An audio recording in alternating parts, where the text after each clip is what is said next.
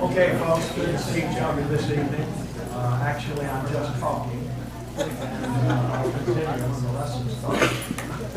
But we're trying to get, we want the sound to be good in here and not to go over into the other room. So we're trying to make sure that that will be the case. And have a good number here. Are we okay there? It's not too loud in the front. Loud enough in the back. Can you hear while So keep talking. I'm just gonna make sure I'm bleeding out of the room, and then I'll give you the thumbs up.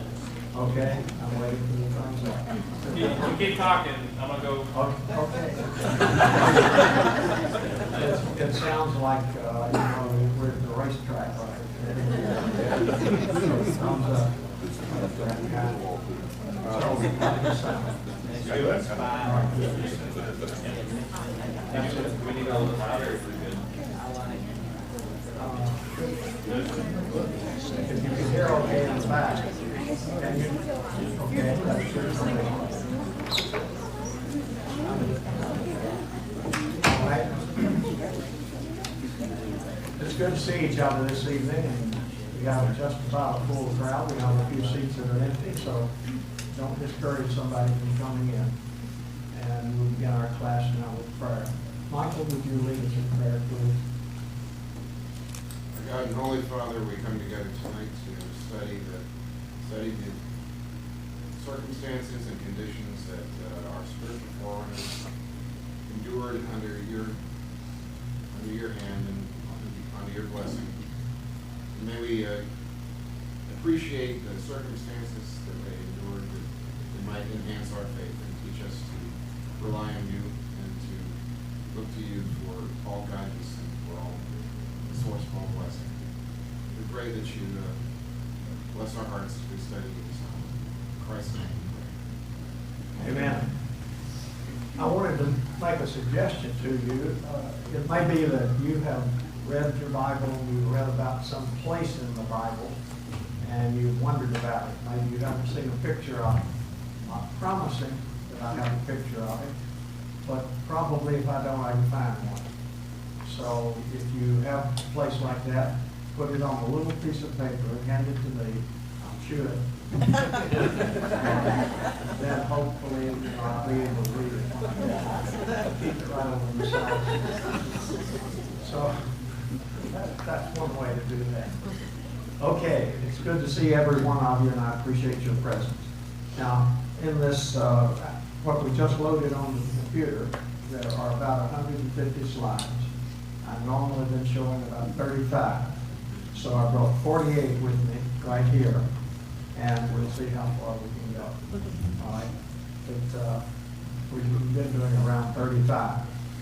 The picture I've decided to change as I can, change the picture for the one that we start with, Everyday Life in Bible Times. And this is the everyday life of some people in Bible times. And that is being sure that the sheep are watered, being sure that they're fed, being sure that they're taken out to pasture, and all of that. And we'll be talking later about the animals of the Bible, so we'll discuss the shepherd and his sheep and other occupations that were very prominent in Bible times. The thing I like about this picture, it's a very old picture. It's made from a slide. That means, basically for me, that means before the year 2000 is when the picture was made. It actually goes back to about 71, I believe.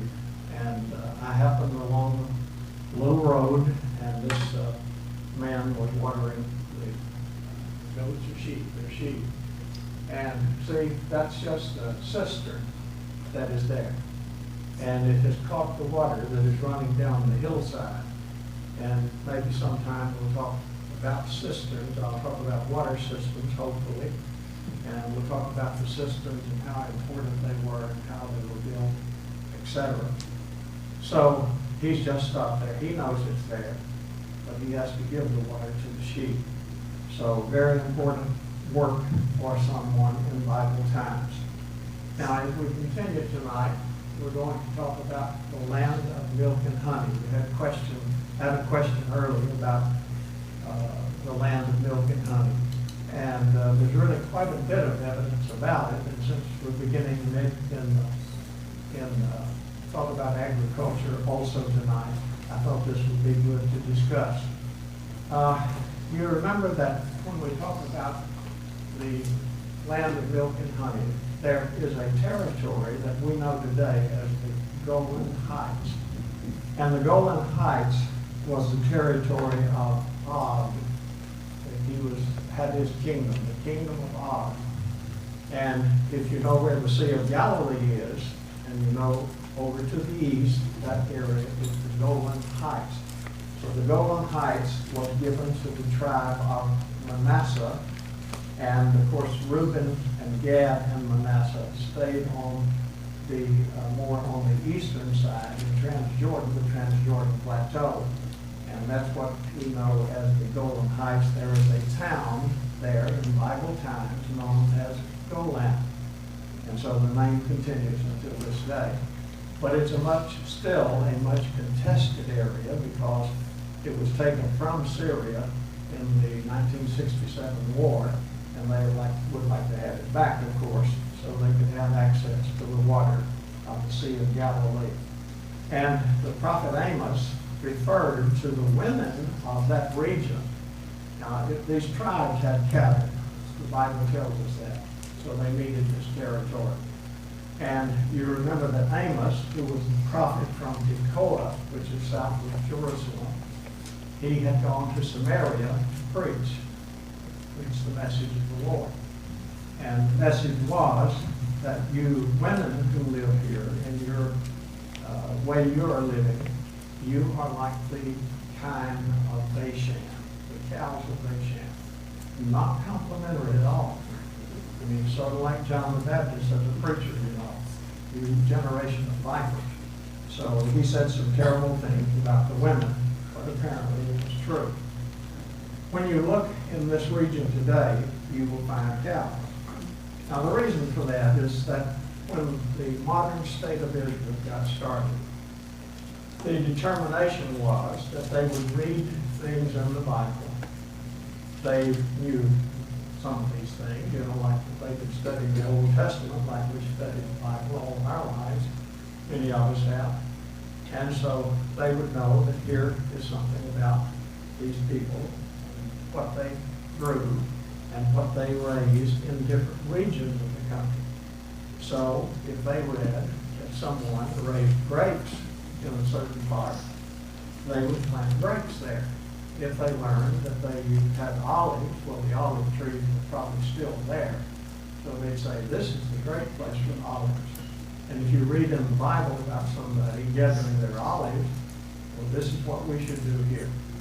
And when they read about the cattle in that region, you know, you kind of Bashan and so on, and Reuben having the cattle, they said, let's put our cattle here. So that you find more there than you would in another area where you read about them going to the barn.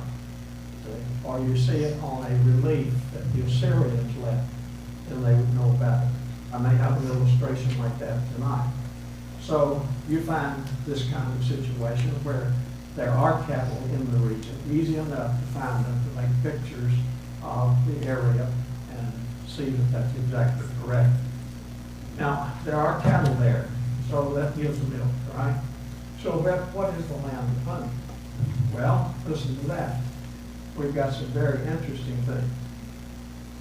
The Bible mentions it repeatedly. Jacob, when he sends a gift down to those who have control of Joseph, it says that he sent honey.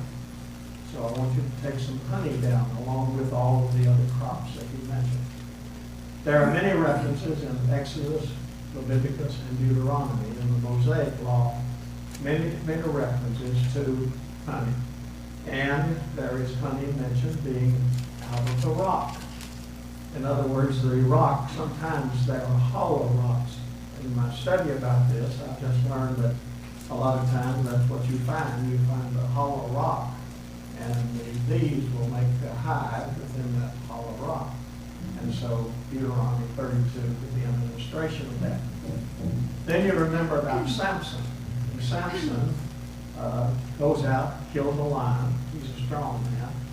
And then after that, he goes back later, not very careful where he eats, you know. But anyway, he stops in at the fast food and grabs him some honey out of the carcass of the lion. And that's in Judges chapter 14 and verse 8. And then there is the story about Jonathan. And King Saul had made this, you know, he was the son of Saul. And Saul had made this statement to them when they were fighting the Philistines, that no one is to eat anything. You know, let your soldiers die of hunger, you know, but let's win this battle. And so very, very bad decision that he made. And eventually his son, his own son, who is now facing death if he disobeys this command, and he says, no, I need honey. I found it on the ground. They go through a forest area, and he finds the honey on the ground. So it's stripped down out of the tree, perhaps a knot in the tree, a hole or something like that, and he gets his honey and he eats it. And so there's an example also of having honey. This would be wild honey, of course. But is there any such thing as what we might call of as professional, that is really growing this honey? Here's the story of that in 1 Samuel chapter 23. It says that the men of Israel had been hard pressed that day. And Saul laid an oath on the people, saying, cursed be the man who eats food until it is eaten, and I am revenged on my enemies. So none of the people had tasted food. Now when all the people came to the forest, behold, there was honey on the ground. And when the people entered the forest, behold, the honey was dropping, and no one put his hand to his mouth, for the people feared the odor. But Jonathan had not heard his father, and so he didn't know that that was going on, you see. So he put out the tip of the staff that was in his hand and dipped it in the honeycomb, and then he ate that. And of course he faced death, but he didn't die. And they were victorious over the Philistines at that particular time. This happened, I believe this happened at a place called Michmash. It's just to the east of Jerusalem as you go down to the Dead Sea, and a little bit to the north of that. And a very interesting place to see, but that's another story. We'll not talk about that now. And I noted in the Proverbs in chapter 24, verse 13, that the wise man says to his son, my son, eat honey, for it is good, and the drippings of the honeycomb are sweet to your taste. So they had honey, It was mostly we call wild honey, but probably tasted pretty good based on the plants and so on that they had in that region at the time. The Transjordan, I think I'm going backwards, region of Gilead is seen in the distance. Oh yes, this is what I want to show you about the production of honey at a place called Rehob. Rehob is a town not named in the Bible. Those who have excavated here and those who've studied about the thing, and it seems very reasonable to me, would say that this was one of the towns that Israel didn't take. In other words, it was where the local people, the Canaanites, lived, but Israel didn't take that town from them. So there were several places like that scattered around the country. And this is it looks like a rather low tell. And then when you look at the distance, that's in Transjordan. That's the land of Gilead. See, Gilead, it goes up into the mountains right there. We are just at this point a few miles south of Beth Shan. If you're talking about the Sea of Galilee, which would be a better marker for most everybody, you're talking about something like 15 miles, 20 miles south of the Sea of Galilee. And when you look across, you're seeing Gilead, the land of Gilead, where there was balm, and still is. But that's another lesson. And so when this site was excavated, I'll go back to let you see the site again. Those places like that are the white places that you see. That's where people use their little tractors and so forth to climb up to it. Perhaps the excavators, but a lot of times, if there is a tell that is not protected as a national park, the people who have the little carts and things, who like to go out and go zoom through the woods, and they like to climb these tells. So it happens a lot. Then when the Parks Department in Israel decided we'll make this a national park, they put a fence around it. And then it is blocked off from people like that who actually destroy the property. But it happens a lot in various tells. So at this site, something interesting was found among the other items that were there. And the thing that was found was a room as part of the city, and it had beehives in it. Lots of beehives in it. Now, not maybe what you're thinking. It wasn't any Amazon store, Amazon place, but it had a lot of those in it. So this is looking sort of down on this tell. I'm standing up above it in order to see it, and it is right along here. Let's see, not working. Why is it not working?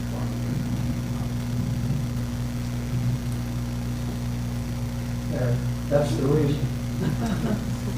You see that? See that line? Kind of white looking. That's where they were. They're not there now. They were taken away. But that's where they were. And so these little hives were about probably 18 inches, maybe 12, 15 to 18 inches, and made of clay.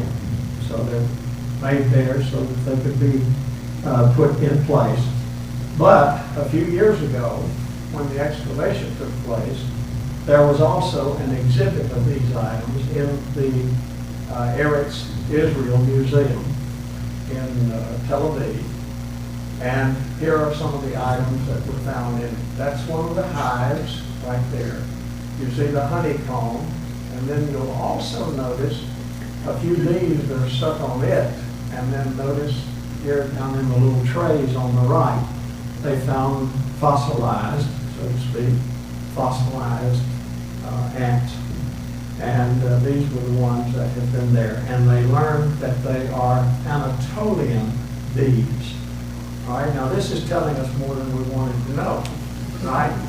We wanted to know if they had bees and had honey. They did have it. They had it naturally, and they had it professionally like this. But Where is Anatolia? Anybody know the answer to that? Turkey. Turkey, it's in Turkey. What part of Turkey? It's more in the heartland away from the coast here. The heartland, away from the coast. I'm gonna keep asking. See how well our history teacher does. I wouldn't know if I hadn't been there. Well, it is more to the east, the central part, but it's the plateau of Turkey. And so it's a very important part of Turkey, and it's called Anatolia. It is just above, and from where the hurricane, not the hurricane, but the earthquakes hit, and then moving further to the west, it would be, that is where this is located. And so these bees came from there. Now, one might say, and that's what these excavators have suggested, they might say, well, this means that there was trade between these people. So what can you imagine? We get the bees when we go up there to buy stuff, and what? They take honey home with them. It's possible, see, like that. Or it could have all been sold locally to the people who were in the neighborhood. Now, something else about the site, and that is this room. In this room where these were found, this is just one example of a hive. There were numerous hives there. And they found also the idols, the altars, that were used to worship some god other than Jehovah.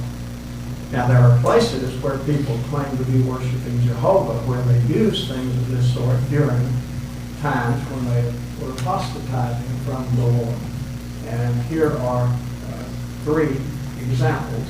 One is an incense burner. This one in the middle is an incense burner. These are not very big. And they were there in the room, more or less, with this. They could do this as well as go ahead and carry on the business that was there.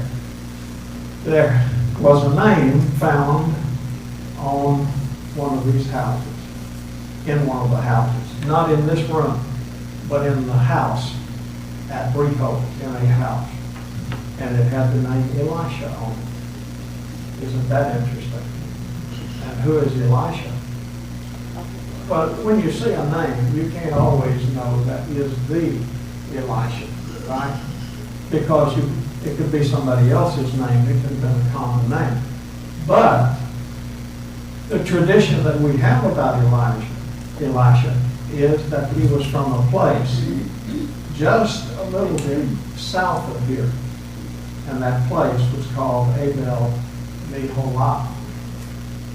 So just, I would say within 10 miles of that place, that's where it was his center of operation. And that is the tell right here. I have a better picture of the tell, but still having trouble getting the right one. See, that's the tell. And this is, you've heard of camel lights. This is the camel family. Right here. Okay, so does that answer the question about land of milk and honey? It is pretty much so, right? And these are beehives still today, very common. And Rebecca Dutton was on one of my tours. She and her husband became archaeologists. They went to Wheaton College as a result of my tour. They were making good money in Huntsville, Alabama. And all the scientific things there, research things. And they just bored to death. And so they decided, after the tour, they thought, we'd like to do archaeology. Where can we go to school? And I told them about Wheaton College having a department, archaeology.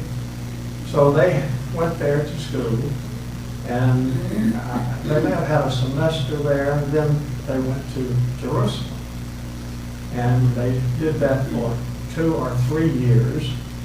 She was able to continue going for several other years and working in these places that are known in Bible times. A lot of the work was done at Ascalon in the very coastal, south coastal region, almost to the land of to the city of Gaza, or the place called Gaza. So lots of places. So she jumped out of the bus one day. She said, "I'd like to jump out of the bus." And we stopped. So she made pictures because, and there's somebody here shaking their head, they know her. Why would she want that picture? I could just see her jumping out of the bus. Oh. That makes sense. You don't know Rick, her father? Teddy? Huh? Or I don't know Rick. I know the other side. Well, he's an apiary. He has an apiary. Oh. So that's why. He raises honey too. Yeah. He has what do you call them, bees? Yeah. So that's who she is. And so that's why she was interested in that. And so I have some pictures of beehives. I said, I'd like to use hers and tell that story about her. And a hotel that I stay in a good bit in Galilee, at Tiberias, they will have, in certain seasons of the year, they'll have a honeycomb there at breakfast, and you can just get you a good slice of that, be ready for the day, and be like, just like Jonathan, I'm ready to go now, and this is really good. Honeycomb for breakfast. When we go into the cities, the towns, you'll find examples like this, one in the city of Jerusalem. In the Song of Solomon, it mentions all of these spices, many spices. It says there was nard, saffron, and calamus, and cinnamon. I do not know what all of these are. I can look them up, I'm sure. With the trees of frankincense, myrrh, and aloes, along with all of the finest spices. And so you can see some of the ones that are there in the example, and you can read the names. Here's curry, and there's coriander, and not coriander, that's something else, isn't it? But the coriander, and there's saffron, and so on. So they have these for sale, and people buy. This is the way things are displayed there. They're not in little bags all tightened up. They're just out, and you go and get the full in your bag and get the full of that. And I've had ladies who go on tours, and they want to go to the spice market. And they'll go to this region where they can find these things and buy them to take them back to use in their cooking. So, the marketplace. Well, Jesus talked about the marketplace.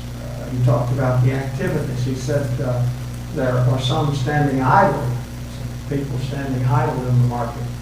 And he said this generation is like children sitting in the marketplaces.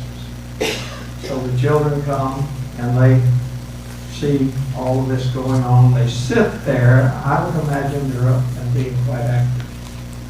Maybe like American kids. And they run here and there, and they're in the way of the people getting all of their spices, and sometimes they drop the spices. You know what it's like to have children like that. There are two places in the old city of Jerusalem where there are large, it's as large as this whole wall right here, like this part. And it is this painting that you see, part of it. It cuts the people off just like that. And here comes a little girl from the biblical times, from the ancient world. And then here comes a little boy with his backpack and his ball cap on backwards. And there's a shopkeeper, got some items for sale. And she is giving him a what? A pomegranate. She's giving him a pomegranate. So she wants to be friends with him. And you can see the combination then of the modern and the old in this particular picture. There's another one of these that shows the time from the Byzantine period. And it's the same sort of illustration, only the clothing is a little bit different at that particular time. Okay, Jesus spoke of those activities.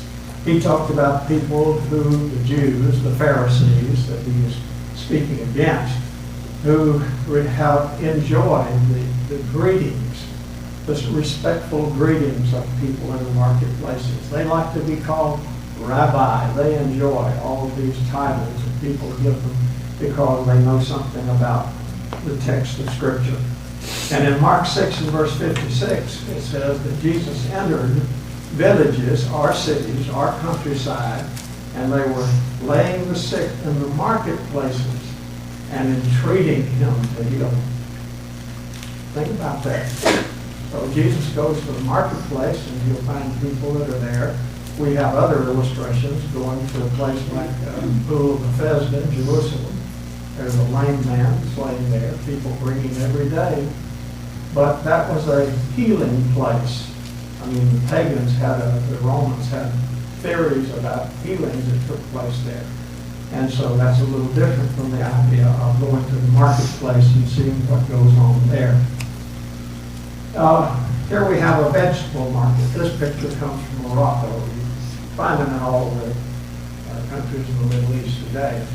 And you see the produce is just brought in, put on the ground on a sheet of some kind maybe, and then people come by, pick up that, have it weighed in one of those balance scales so that you can get your amount to take home that you need today. I think that many of you may not be aware, and I know there are people here who are very well aware, that in many parts of the world, people shop almost on a daily basis. I know we run by and pick up a loaf of bread or milk when we run out, but I mean, when people have to go and get their vegetables and their meat almost daily or every other day, something like that. So it's not like when we have things canned in such a way and frozen so that we can have whatever we want in case we're not able to get out. And then here's an example also there of, looks to me like potatoes here, and maybe tomatoes, something of that kind, and that's also a market. I ran across this picture. This is in the Golan Heights, and this is overlooking in the mountains in the distance over there. This is Syria. So it's in Golan Heights and right on the border almost between Israel and Syria. This used to be Syria, as I mentioned. And so this is a Druze peddler, and when he is peddling, right here, I'll learn as I go along. And so you see his head dress there. And he's selling these items that he has there. What do you see in the picture? It looks like pickles. Pickles something. What is it? Eggs. Eggs. Oh, yes, they're eggs. And then what would be the little green things in the soup? Olives. Okay, olives. He has olives for sale. And looks to me like also you may have honey there for sale. And this is not my group, but I see that one person in my group got caught in the quick look there, but she didn't buy anything. I'm sure of that. So you have these people who are buying from that.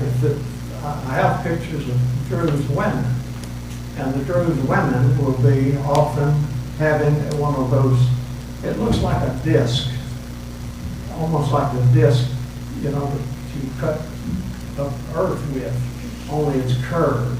You know what I'm talking about? You've seen those? And they put those over a charcoal fire, and then they get the bread out, which they've already rolled out.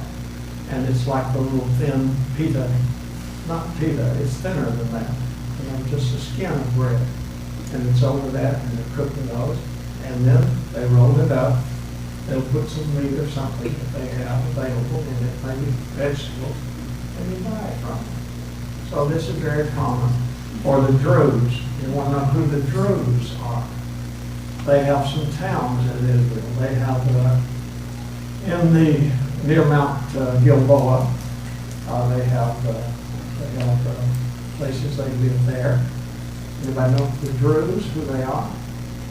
The Druze claim to be the descendants of people who came into Israel with the Israelites.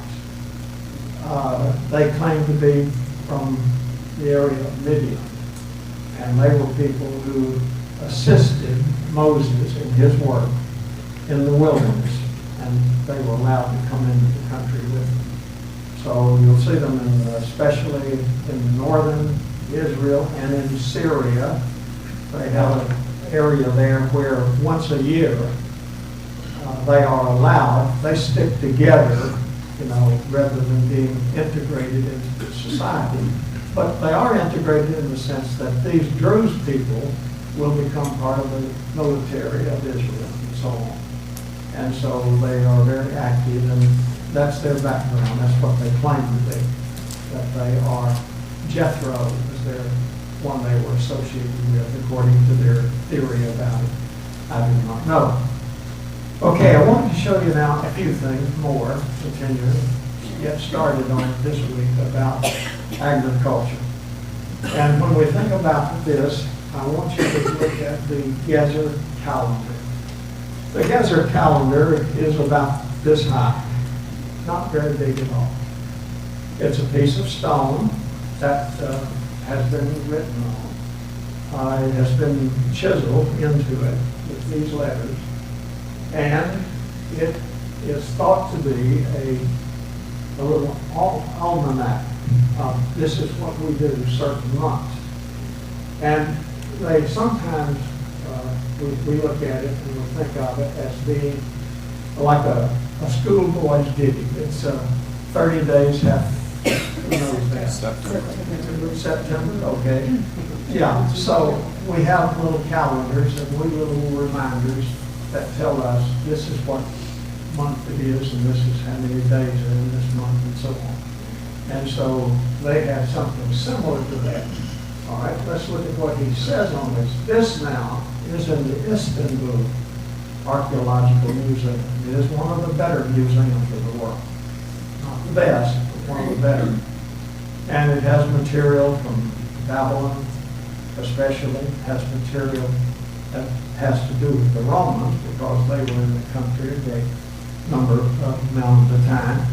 And it has a lot of material from Palestine, that is before the state of Israel was formed, because they were in control of the country for a long period of time after the Ottoman Empire, until the British came in and won the war against them in about the time of World War I. And then eventually Britain controlled the country until Israel announced that they were a state. So that's in about 48, I believe, something like that, 1948. And so we have these items that were discovered at archaeological digs during that time, work done by Germans and others, but a lot of it was done by Germans. And these items were taken to Istanbul, and many of them are still there. And they are unfortunately in a room on the second floor, third floor, I forget which, and they frequently will not let you go in. They just don't open it up. They say they don't have the staff to watch while everybody's up there and so on. But when you get in, you see these things. This item, however, this one item is displayed in another area a lot of the time so that you can see it. All right, let's see what it says. Here it says, his 2 months are olive harvest. His 2 months are planting, and see that's added, grain. We think that's what it means, planting. You plant grain. His 2 months are late planting. So you have your barley comes first, and then your wheat comes after that. His month is hoeing up of flax. His month is harvest of barley. His month is harvest and feasting. Oh, now we're going to eat some of this stuff. So we've got some food now that's come along. And 2 months are vine tending. That's the grapes. And his month is summer fruit. That gives you your figs and your pomegranates and so on, other kinds of fruit that you would have. See, so we have this information outside the Bible about the land, telling us that this is the things they grew And they had different months in which, just like we do, there's a month to plant, there's a month to hoe, there's a month to, cultivate and wait, and then there's a month to pick the cotton or whatever it is, the corn, whatever it happens to be. So that's what we do. There's also a record that is called the story of Sinuhe. And he was an Egyptian traveler who went through this land from Egypt. And he went even into the north, we think up into Lebanon. And he describes the land in this stone document that you see over there, partially covered. My copy here comes from the Ashmolean Museum in Oxford, England. It's a good small museum, especially for a university. And I think it's not the university museum, but it is a very nice museum. It is across the street from the Jackson Hotel, and that's where Inspector Morse always took people. So if you're up on things, you know it. You don't know about Inspector Morse? So this is the story. He says it was a good land named Yah. Never heard that anywhere before. Figs were in it. But we're interested in produce, right? Figs were in it. And grapes. There was more wine than water. Wow. I mean, those people really do those grapes. And he says, plentiful was its honey. Again, abundant its olives. Every kind of fruit was on its trees. Barley was there, and emerald. And there was no limit to any kind of cattle. So they just had everything you need in that country. Would Israel have been there at that time? Who? Like the nation of Israel? The date on this, I don't recall it right now. 1950, there it is, 1950 BC. Would Israel have been there? No, not there. Because they did not come in, not the patriarchs could have been there, but Israel would have come in 1450, in that neighborhood, 1400 BC. So it'd be later on.